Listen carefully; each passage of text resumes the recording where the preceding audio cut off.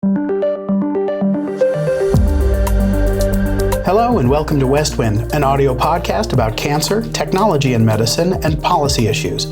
I'm host and medical oncologist Dr. Jack West from the City of Hope Comprehensive Cancer Center in the Los Angeles area. You can find Westwind material at BeaconMedIC, one word.com, at iTunes, or just about anywhere you get podcast content.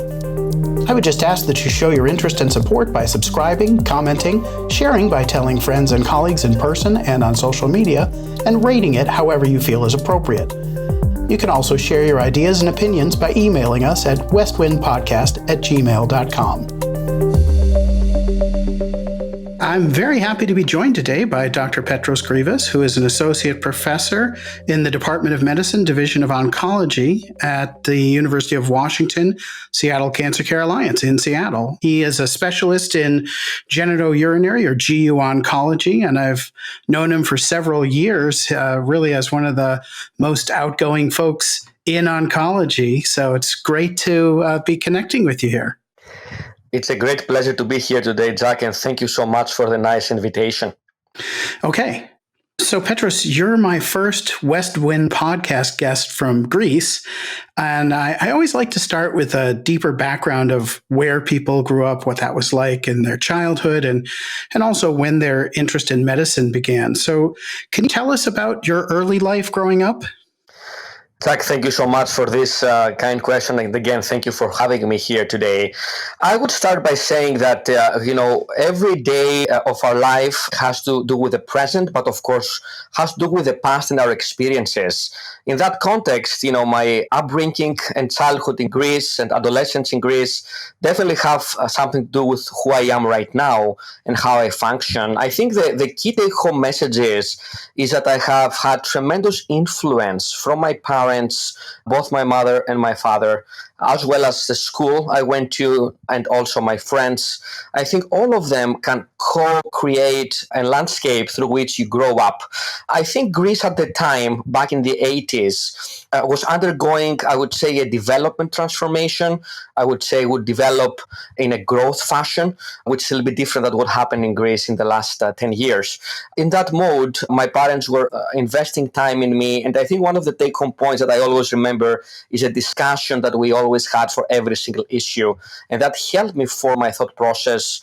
At the same time, I was lucky enough to be going to really good high-quality schools with high-quality teachers that, again, helped my thought process to be developed. And I think I carry this with me everywhere I go. It's kind of a heritage that you take with you, even you travel the world. Were you exposed to medicine? Did you have family members in medicine? And did you have an idea that you wanted to become a physician early in your life, or did this come later? I have not had any physicians in the family. I'm the first one, and so far the only one. Many other relatives, are doing fantastic job in other domains, but none of them in medicine. The reality is that even from younger stages and ages of my life, I always found value and found purpose in being of assistance to other people, of being useful to my family, to friends, to society in general. I find this as a meaningful way to live my life. So through this give and take, giving to the society and take this gratitude of offering, I decided that, becoming a physician can definitely recapitulate this mission and these values pretty well. And that's what I think pushed me into medicine early on.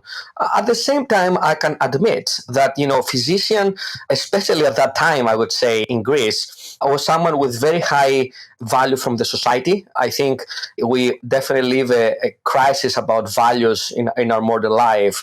But I think at that time, the physicians still had, some recognition in terms of someone who may be able to contribute meaningful to somebody else's life.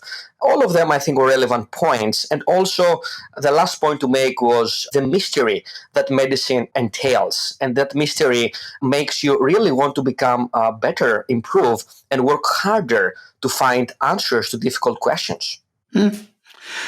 What is the model in Greece in terms of going to university versus medical school, or are they sequential? Do you go straight from high school into medical training, or do you have initially a broader training like a U.S. college before specializing in medicine after that?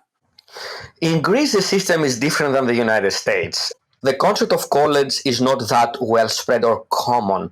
Most students, after they finish high school, they try to apply in a national level in a competition exam to enter the school of their interest. For me, it was medical school. For other people, maybe other schools.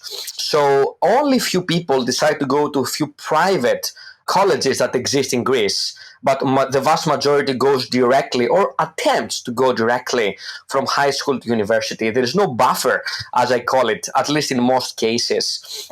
In that context, I decided to compete in this national level exam when I finished high school. I was 17 years old at the time, and I was honored and lucky enough to succeed in my first attempt. You have up to 3 attempts to enter your school of preference. And I was honored enough to be accepted in the medical school in my first attempt. This was just based on these exams that we took at the end of the high school. When did you decide to focus on oncology as a specialty, and what drew you into that field? To be honest with you, Jack, oncology was in my mind even before I entered medical school. I decided to go to apply for, at least to consider medical school in my career, let's say, pathway, as early as at the age of 14, when I was contemplating my future. I remember I invited my parents to have a dinner, and actually I announced to them that really I'm thinking strongly about going to medical school, and they were super supportive early on. Around that time, oncology was my top priority, and the reason was that cancer was a very common, unfortunately, disease, which still is, as we both know, and it's a common, I would say, public health problem. It's a common, I would say, challenge that affects every single family that you can think, directly or indirectly. And in that context, I thought that it would be important to work on a common problem for the society. Moreover, cancer did and still does have this kind of mystery nature, and at the time many people were even avoiding to refer to it as cancer. It was always this kind of forbidden word. You probably have read the book The Emperor of All Maladies, and when I read the book, it reminded me of that time of my life where cancer was this unknown that people had to do something about it. Later on in medical school, I think influence from my mentors at the time, specifically people who were working in oncology, clinical oncology, and translational research in oncology, influenced me a lot to consolidate my decision. And I think the stamp was actually placed when I attended the first European School of Oncology summer school for medical students. That was organized at the city of Ioannina, very beautiful city in the north and west of Greece. And after I came back from that summer school, I think it was official in my mind. And this happened at the end of the 5th year of medical school. Totally, there are 6 years. So it was just before the beginning of my last 6th year of medical school. I see.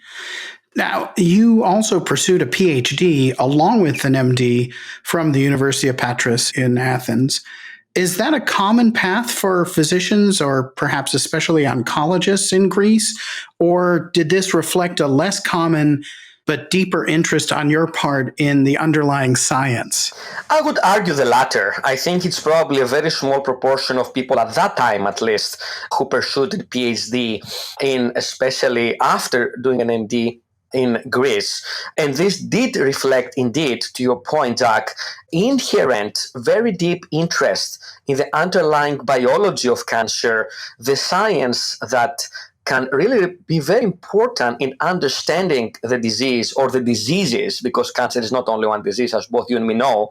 And that PhD allowed me to delve further into these deeper layers of tumor biology and help develop a framework, a landscape, a foundation for me to pursue a career in translational and clinical research. I would also say that most folks in Greece, if they do finish an MD, if they decide to do a PhD, which again is a small proportion, usually they do something like outcomes research, retrospective analysis, so on and so forth. I decided to take a little bit different pathway, and this was to pursue work in the laboratory, develop a project and work in the lab, learn new techniques, and try to expand on my skills and get out of my comfort zone at that time.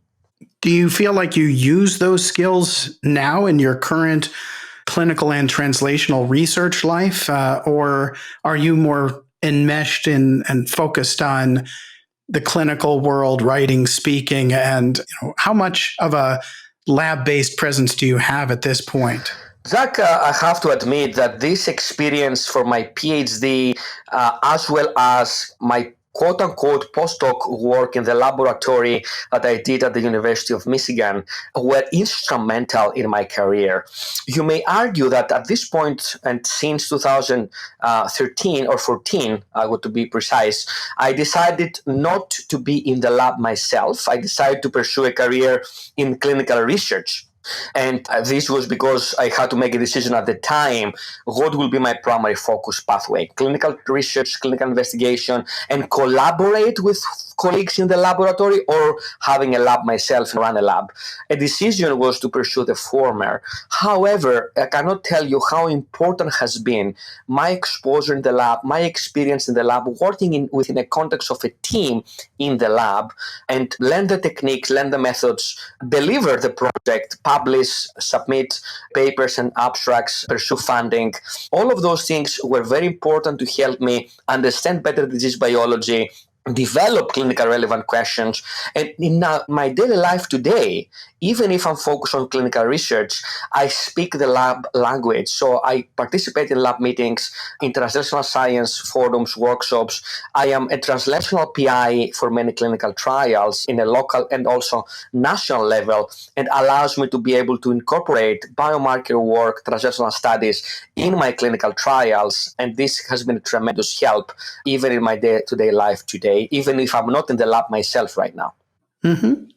Now, of course, you're in the US and you have been for over a decade now. What led you to come to the US for your residency training? Had you been interested in staying in Athens, in Greece, or had you always envisioned moving at some point and living elsewhere?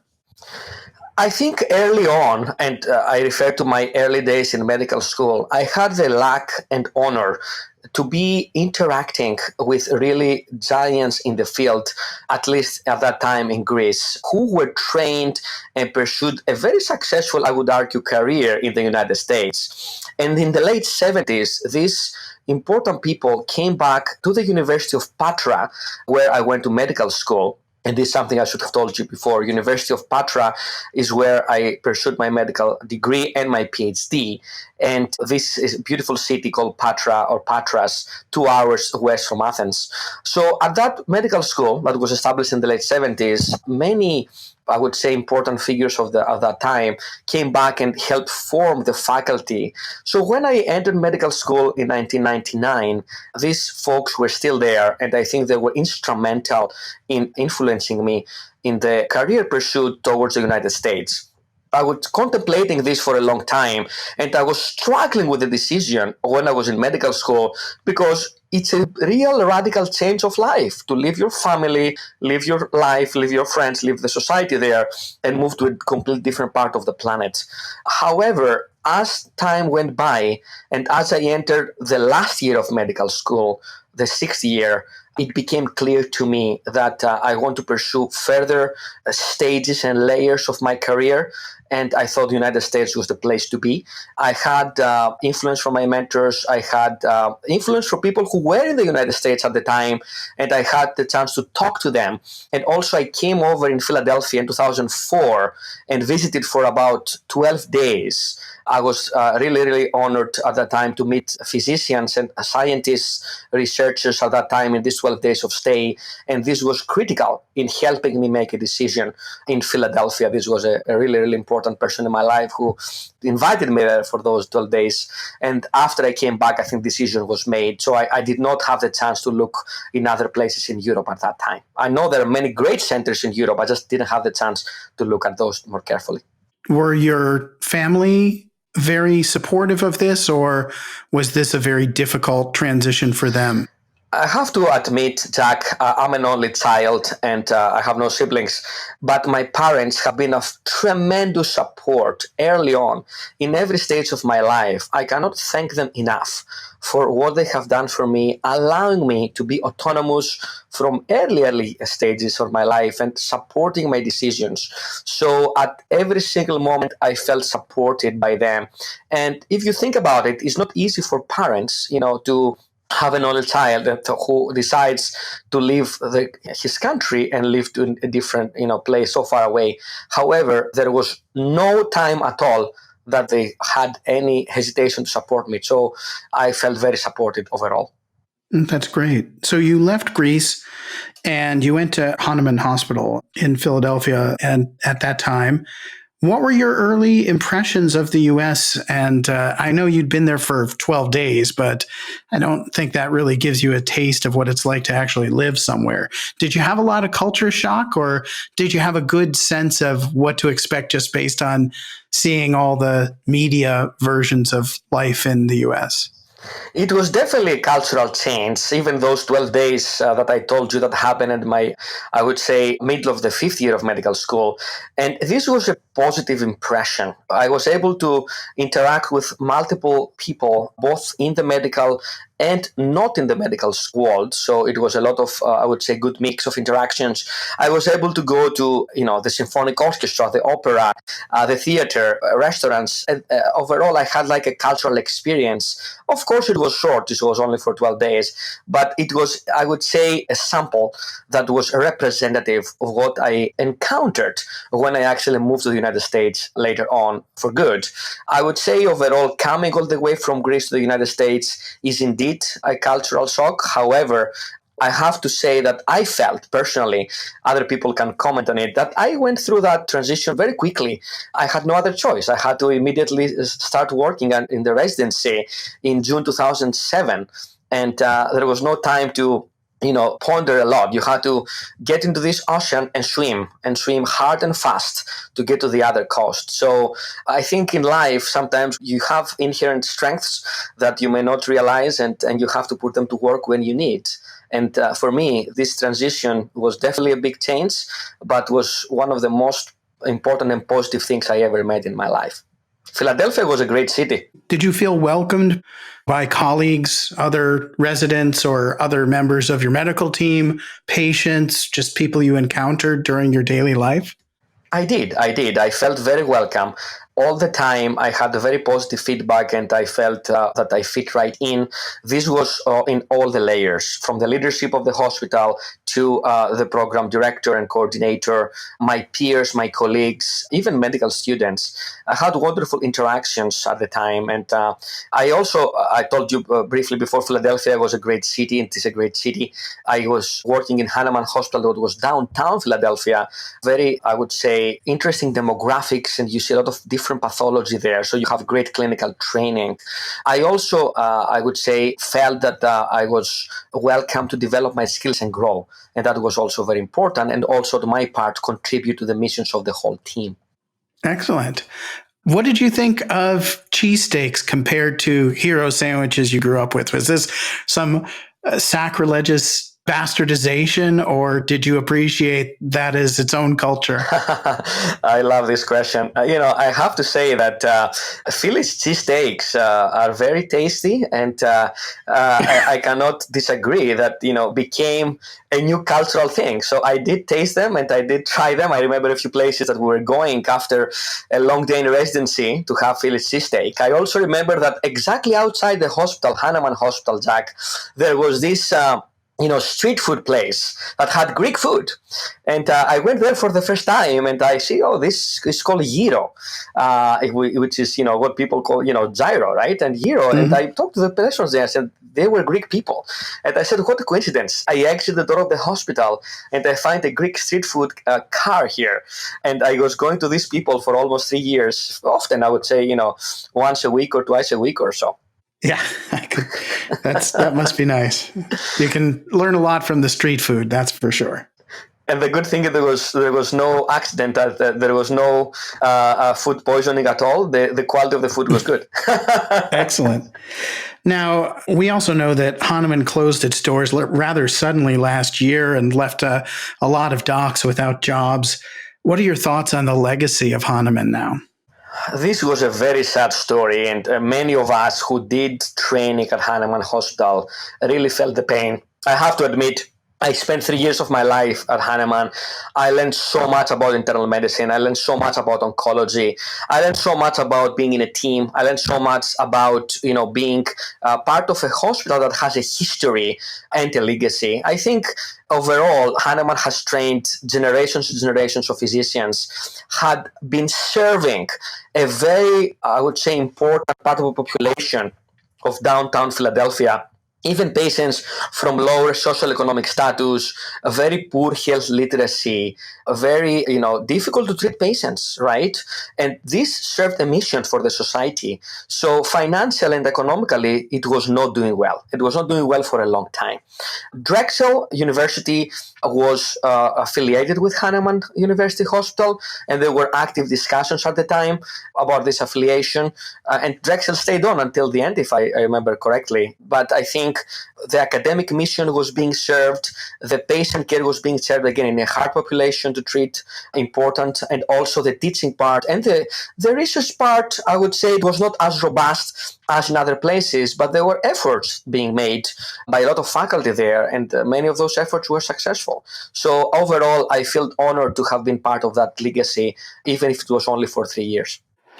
I believe you did your medical oncology fellowship in Michigan. Is that where you developed a focus in GU oncology? And also, I believe while there, you got a lot of exposure to the SWOG mechanism and administration and developing trials. Can you talk about your experience in Michigan? Absolutely, Jack. I think I have to say, just transitioning from Hahnemann to Michigan and answering your question, I remember vividly when the program director very kindly asked me to stay on there as a chief resident and potentially faculty in medicine. And it was one of those moments that you feel so honored, but you have a candid discussion about your career and you feel the support from mentors in your program. The program director was fully supportive of my decision not to accept this position of staying at Hahnemann, but moving on for my fellowship, and it was very instrumental in helping me, moving on in my career. So when I went to University of Michigan for my oncology hematology fellowship, I was impressed with the quality of this institution. I have to say, I interviewed in multiple places for fellowship, Jack, and all the places were fantastic. It was very difficult for me to make a decision where to go, and I ended up in Michigan, and this was great. From the early days of my fellowship, I realized that this institution is research and, of course, education oriented and, of course, patient care oriented, and had a significant strength in GU oncology. So one of the take-home points is if you have an interest in an area like me in GU oncology and you find that institution has a strength there, that's a great match. So at that time, I was also considering GI oncology, to be honest with you, and it was about GI and GU. But early on, I made a decision to go on GU. Both programs were great. I decided to go on GU, and at that time, I was having the opportunity and the honor to be working with phenomenal mentors that really had a phenomenal impact on my career. I don't want to neglect names, of course, but the influence that I had from my mentors at the University of Michigan was really, really critical for my career. And this was both in the clinical research pathway. Dr. Maha Hussein, Dr. David Smith were two of my primary mentors, and Dr. Mark Day was my lab mentor. So I pursued this hybrid mentorship plan where I was doing clinical research work. I was writing manuscripts, presenting in conferences, but I also worked in the lab doing this postdoc. So I was living a double life for a while. But because of hard work and good mentoring and persistence and grit, I was able to deliver a good product at the end. And I learned a lot myself. And then I had the good dilemma what to do that brought me to my previous answer. And I decided to pursue a clinical research pathway, but taking with me all the experience that I had in the lab and after delivering and publishing the lab projects. Can you talk a bit about your decision to move to Cleveland, my hometown, and the Cleveland Clinic after that and join as a junior faculty member? This was another very difficult decision. I was at the University of Michigan at that time. I was junior faculty. I finished my fellowship. I stayed on as junior faculty there for 1 year at the University of Michigan. And then, you have the honor of being contacted by other institutions, or you pursue other institutions just to have a broader, I would say, landscape of options. And I did that after I had discussed with my mentors and the division chief at that time, Dr. Kune, about whether this was a good time for me to interview in other places and look around. And after I had this open and transparent dialogue with my own institution, I did pursue interviews in other places. I ended up being in this phenomenal place, being Cleveland Clinic. And I can say that this was a tremendous experience of my life. Opening a parenthesis here, Jack, is I just came back from the Harvard Business School leadership course that I had the chance to do last week. I was there for 3 days, talking about strategy in healthcare and value-based care outcomes, cost, and other issues in medicine. And they had real world scenarios and real case studies. And Cleveland Clinic was selected as one of the case studies of a successful healthcare system. And being there for about 3.5 years made me aware of what are the key components to have a really well-run clinic that is actually very efficient and can contribute to excellent patient care. We also had the chance to have a wonderful group in GU Oncology. At that time, it was Dr. Rob Dreiser, Brian Rini, Jorge Garcia, Timothy Gilligan when I joined. And over the years, I felt very well supported. And I felt that my career really had a significant support there in terms of clinical research, establishing collaborations, publishing, presenting, pursuing funding. And overall, I would say we leverage the strengths of the institution and we try to build upon and contribute ourselves. We developed a robust biorepository for biospecimens for research, large databases, registries, and we did pursue innovative clinical trials that actually some of them led to a practice change. So we're very, very productive there. And I remember those years very vividly with a great team and great productivity overall as a team. From my perspective, it seemed that it was around this time that your career really blossomed. I know it didn't come out of nowhere, but really through a lot of hard work. But, you were also very visible, engaging, and extroverted on social media. And that's initially how I think I connected with you. And I'm wondering if you can speak a bit about whether there's any secret sauce that you perceive or path that you followed to go from really relatively early a promising junior faculty career path and becoming a national and even international expert in your field and recognized for that, and speaking, presenting, writing, leading clinical trials at a higher level. Just because I know that many of the listeners may be at a position where they are junior faculty and would love to follow a similar trajectory to a national or even international stage. Thank you, Jack, for your kind words. And I have to say that, everything that you achieve in life is part of teamwork. And I cannot speak about only myself, but I have to speak about the teams that I have been having the chance to work with and serve at. I would say that it was a constellation of factors that helped me pursue my career dreams. And at that time, I think I was in the right place in the right time. My colleagues that I mentioned before were very supportive. And I think we found this great balance of having enough space to grow and make decisions yourself and, in a kind of semi-autonomous way, always in the context of a team, of course, taking into account the resources and other factors, but also having mentoring. And I think this is one of the critical points for the listeners.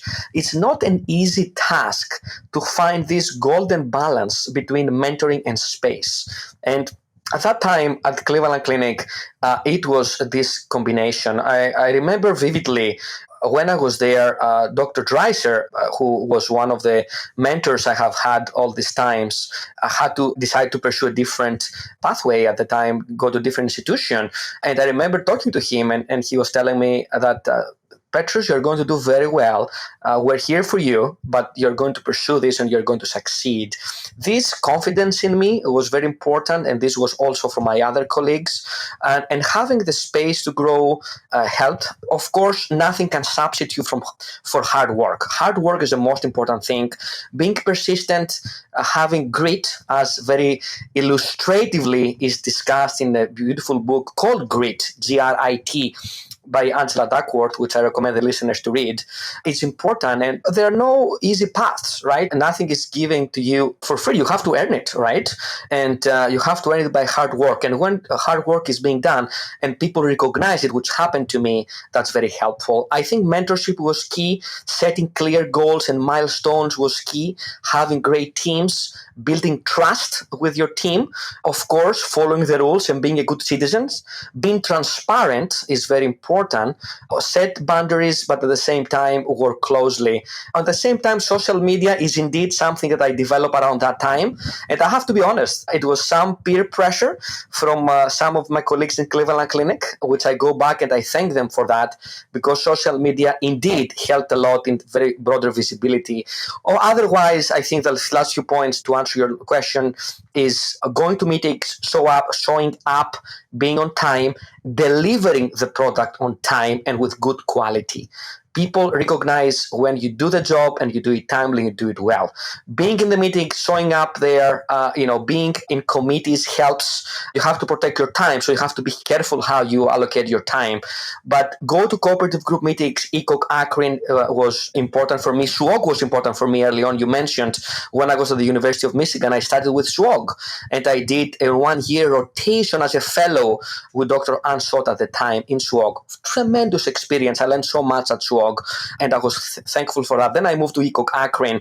I'm still there, and I'm working, of course, with other cooperative groups. But this is a great forum to meet people, network, and work together in teams. So I think having, I would say, the love, interest, and passion, and working hard can help move forward. And at the end of the day, it's about the patients, and that's what I think is the value that I carry with me. And then a few years ago, you moved from Cleveland to Seattle to the University of Washington, another big change, both in institution and in the kind of city.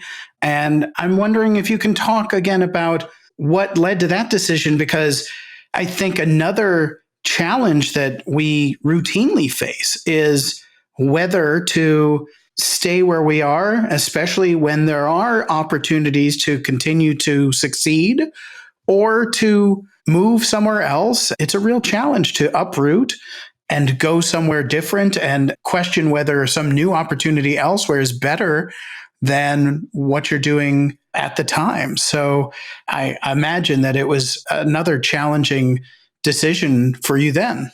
You're absolutely correct, Jack. It was an extremely hard decision and one of the most difficult decisions I've ever made. To complete my previous answer and answer this one, I think having realistic goals and both short-term and long-term projects can help.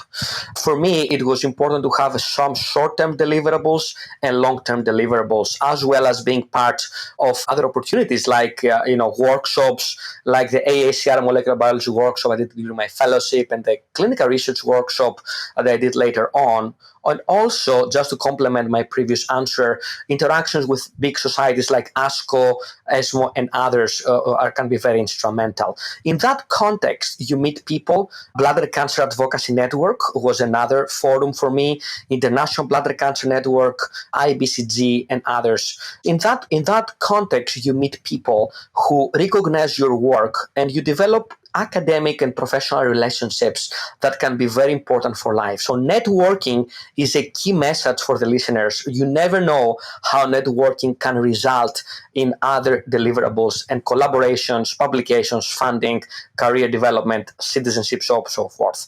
So through those relationships, and that's why I made the introduction, Jack, I was literally, to be honest, and I think this is probably something that I have talked about before, contacted by my current colleagues at the University of Washington, a great team, no doubt, well recognized, internationally. And they were very honest with me that they want to pursue a dialogue regarding me considering a position at the University of Washington, Fred Hutchinson Cancer Research Center, and Seattle Cancer Care Alliance. This is a hard decision. When the boat is sailing very well, which was happening at the Cleveland Clinic and my career was in the right trajectory with a great team, it's hard to rock the boat and change. So it was a hard decision, took months for me. Why did I make this decision? Of course, very difficult to make. And at some point in your life, you have to go with this not defined, meaning gut feeling. And at that time, the gut feeling told me that there was an opportunity for me in terms of leadership position. They offered me to become the clinical director of the genitourinary cancers program, having 11 medical oncologists, multiple advanced practice providers, nurses, administrative staff, research staff, coordinators, managers, and being part of that team and leading, or at least co-leading that team, was very, very, I would say, an important milestone for me in my career in research and also in my career in leadership, which I'm also interested in. And I would add that during that process, I think the science and research that I was inundated with and encountered has been tremendous. They looked for someone like me, and I think the stars aligned in terms of timing and environment. But I was very transparent with my colleagues in Cleveland Clinic and the leadership there who helped me and supported me so much in my career. I'm thankful for that. And I think I left as a friend. And as a token for that, we have published so many papers in the last 2 years with my colleagues in Cleveland Clinic that it was probably one of the most productive time of my life. And we're still publishing together actively right now. That speaks of how well we are and with good terms and relationships. So I advise for the listeners to ask specific questions for themselves. Where do you want to be in 5-10 years from now? Are you interested in patient care, research, education, leadership, committee, citizenship, whatever you are interested in? What is the trajectory that you want to pursue, your strategy? Ask questions, ask hard questions, set boundaries, being close, but at the same time, have clear expectations outlined, seek mentorship, provide mentorship, have deliverables that you want to achieve, and have hard conversations during your negotiation early on, and be transparent, be honest, and be open.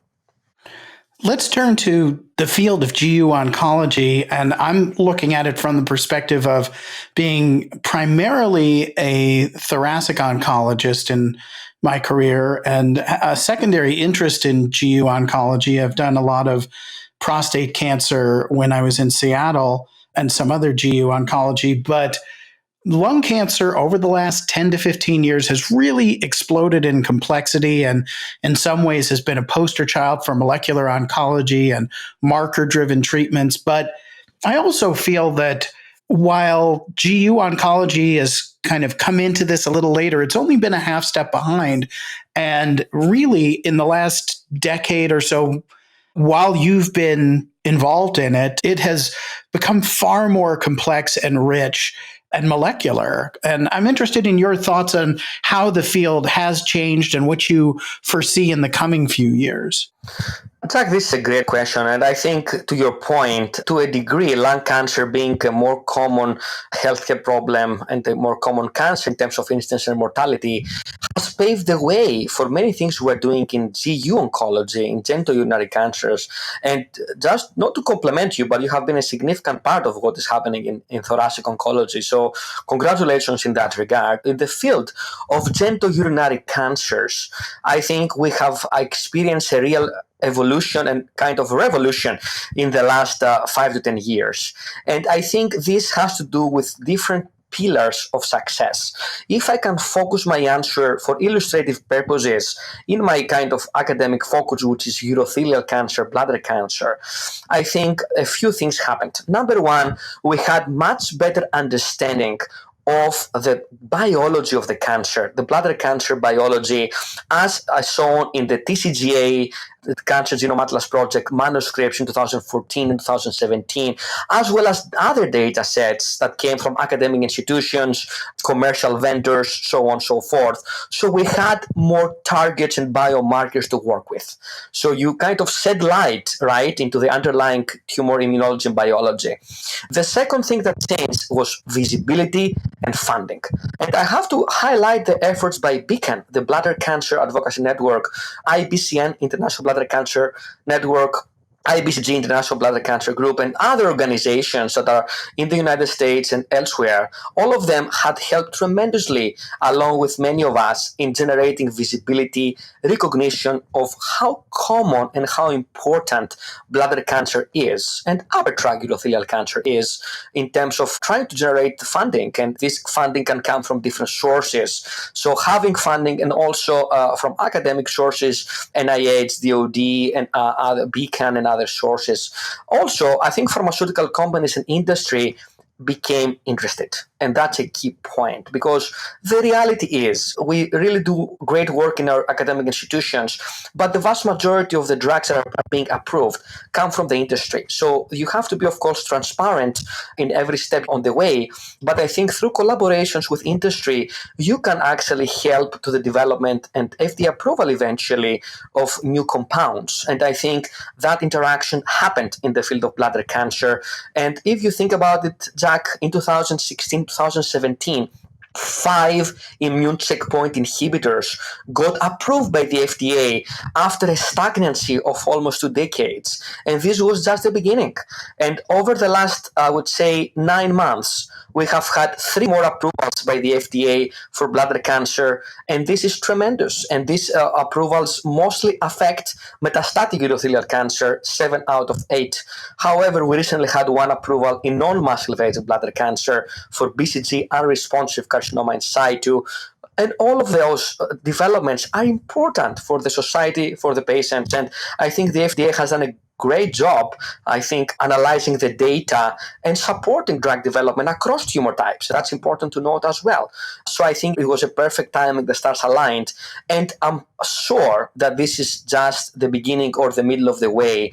We're hopeful for many more developments and more new drugs, and hopefully biomarkers down the road. We have not done such a great job in biomarkers yet because of the inherent difficulty in developing and validating biomarkers. But in terms of new agents, we have made strides. Of course, we have a long way to go. In the next 3 to 5 years, what I foresee is I see many of those agents that are now approved metastatic disease being tested earlier in maybe neoadjuvant and adjuvant setting or non-muscle invasive disease setting. And of course, I'm foreseeing combinations to be tested. And I think through combinations, we may be able to, if not replace, add to the armamentarium of chemotherapy, add to the armamentarium of immunotherapy. Now we have targeted therapies and we have antibody drug conjugates. And all of them, I think some combinations of them will try to move earlier. And as I mentioned before, we have to do a better job coordinating efforts in validating biomarkers across the board, and specifically in bladder cancer. But very excited for the past, the present, and the future in this disease. How much of this are you specifically focusing on bladder versus other GU malignancies in terms of your thoughts on what we should expect for molecular oncology and moving targeted therapies into earlier stage disease?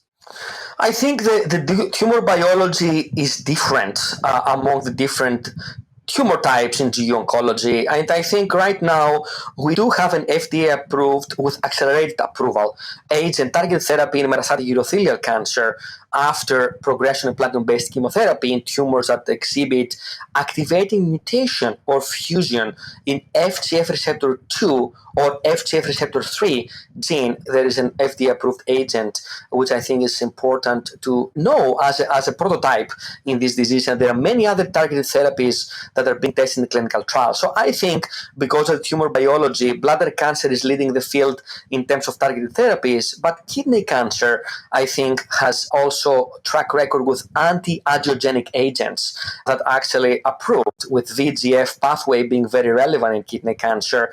However, I think both of them, and also prostate cancer, will have some improvements down the road in targeted therapies. I think the problem we've had with targeted therapy so far is lack of robustly validated biomarkers for patient selection. We're using an all-comer approach over the years, and I have been part of some of those trials myself. But I think being smarter in the way that we select patients, I think, help us more in the future. And this approval I mentioned is just an example of that, of being able to select patients better. And I think similar efforts are being made with other inhibitors not only bladder cancer, but also in kidney cancer and prostate cancer. The difference with prostate cancer is that genomically is a more silent disease. So less mutations, less genomic instability, less neoantigen presentation. And that's why immunotherapy had a more limited role in prostate cancer. It has, but more limited. Bladder cancer, urothelial cancer, kidney cancer has definitely a more established role with immunotherapy. And I do believe that combinations of immunotherapy and targeted therapy or sequence of those, or as I mentioned, antibody drug conjugates, will continue to have a role in this disease. The problem is, again, the resistance mechanisms, understanding those de novo and acquired resistance mechanisms, and have the Achilles heel coordination in biomarker validation, because we measure different things in a different way with different assays in clinical trials for obvious reasons. And that's make discovery of biomarkers great, but validation more difficult. One interesting corollary of this is that as the field becomes more complex, places that were lucky to have one GU specialist covering bladder, prostate, kidney, testicular, now, if they have the opportunity, might have many people, each more and more specialized, which I think is great for the tertiary care centers, but I think it may become an even more acute challenge for the community-based settings where this is not as common. Most of these are not as common as lung cancer. And so as the complexity increases, I think it may be very challenging to keep up, and there's perhaps going to be a growing gulf between the kind of care practices and what's available in the tertiary care, highly specialized centers and the rank and file communities where patients are being treated by docs who are seeing and treating 12 or 15 kinds of cancer a day. Do you have any sense of that as an issue now or in the future, or do you think that people will be able to get that education out there and translate it into broad practice? That's a great question, Jack, and I think this is something that many people are thinking and discussing about. I think we're living in the world of subspecialization, and this, of course, is a reality in day-to-day life in academic centers. But with the bombardment of new information and the depth that each subspecialty is going to, I envision the future that this specialization will expand even in the community oncology sites. And this is just a practical reality. When you have to deal with that much information, it's becoming so difficult for my colleagues in community sites to follow along and understand exactly the nuances, details, and different parameters of management of different tumor types and subtypes. We are living, as you mentioned before, the era of molecular oncology and kind of post-genomic sequencing era and bioinformatics era. I think we need to subspecialize more and more.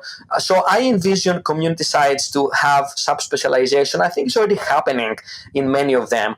And even if you take a broader stance, I would say that even in GU oncology, even urology centers, they discuss about giving immunotherapy systemically, or in the future, who knows, targeted therapies. But that requires training. That requires specific focus, resources, nurses, advanced practice providers to have an adequate team to follow the patient down the road. So I think we have to do a careful job, both in academia and community, understanding the nuances. For example, when you get a genomic sequencing report back, it's so much detail that is going on along with that is difficult for a fast-running oncologist, including myself, in a day-to-day, pursuit, to focus and do a particular thorough review. But this thorough review is important because it has to do with potential selection of target therapies, clinical trial options for the patients, and clinical trials are very important, and also potential hints of germline mutations. And germline mutations is a separate topic.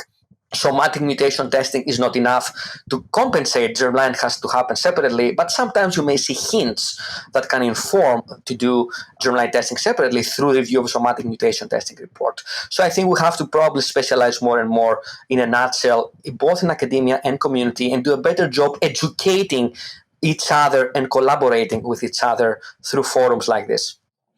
I think you raised a great point about the complexity of NGS reports.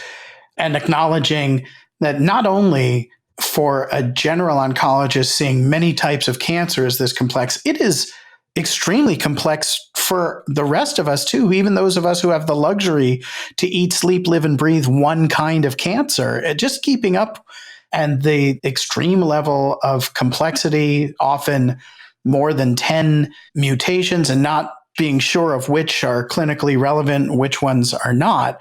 I actually think that we are going to need a new specialty of a new service that distills a report into an understandable treatment plan or interpretation, kind of like, handing the images for a brain MRI to a medical oncologist and saying, here's the MRI, good luck with that. You actually are going to need a separate skill set, a specialization, a service that takes the raw report and turns it into something understandable about what to do with it. I just think this is really a bottleneck now and for the next few years that we're going to need to address. It's just not sustainable as it is. I agree with you, Jack. I think this is a huge need and unmet need in the community right now. And in academia, we do need those services, and those services dedicate resources and, of course, effort and time. And the questions of reimbursement comes in. Maybe machine learning and artificial intelligence can help us distill some of those things down the road with novel bioinformatics tools, but also telehealth and telemedicine may actually have a role to play there. I think we have to co-define that and partner with each other to set the framework of how we're going to work together and make this happen down the road. Absolutely. And then finally, we haven't really talked about your personal life, and I know you've been so busy that it may be hard to have much of one, but you're living, I believe, in downtown Seattle, a very vibrant place, and I'm interested in how and whether you're able to balance all of your career development alongside of some semblance of a personal life while traveling for work and writing and everything else you do. Jack, that's a very important question. And I have to admit, keeping this balance, this is a golden word, maybe a utopia word, between work and non-work. I prefer the term work and non-work because work is part of life kind of thing. And this is very difficult. It's very difficult because, as you mentioned correctly, Jack, so many professional commitments, so many overcommitments sometimes. And that's a word of caution to my junior mentees and listeners here. Try to not overcommit. If you overcommit, things may go the wrong direction because you may not be able to deliver high quality product timely. And your goal is to deliver high quality product timely all the time. So be careful how to say no in some cases. You cannot do everything in life. And I try to remind this myself first and foremost. I have not done a phenomenal job in that over the years. I overcommit myself, and that has led to sacrifice some of my personal time. And that was a conscientious decision because I really put an effort in my career development, and this takes time, and you cannot have it all. You have to make sacrifices. So I think it's a personal decision from everybody to define priorities. There's no right or wrong answer here. You have to take into account family, of course. I personally think transparency is key. You have to make sure the other person next to you knows who you are, where you're wanting to go, and what it takes to get there. But I think it's very important to set some boundaries between work and non-work, just to stay sane, right? And be able to deliver, because if you don't do that, you may actually burn out. And burning out can have detrimental consequences to your career as well as your patients, which is the most important thing, to have excellent patient care. So I think these are general principles. On my specific, I would say, situation, I would say that I have been fortunate and lucky to love so much what I do in work that I never even felt what burnout means, so far at least. However, I do think it's very important to create time for yourself, for your family, disconnect at times and recharge, because the mind and the soul requires that. So I think I can do a better job, to be honest, in my balance of work and non-work. And this is one of the resolutions for the new year, something I can definitely work on. And I'm always discussing with mentors and colleagues how to optimally do that and stay productive and stay successful.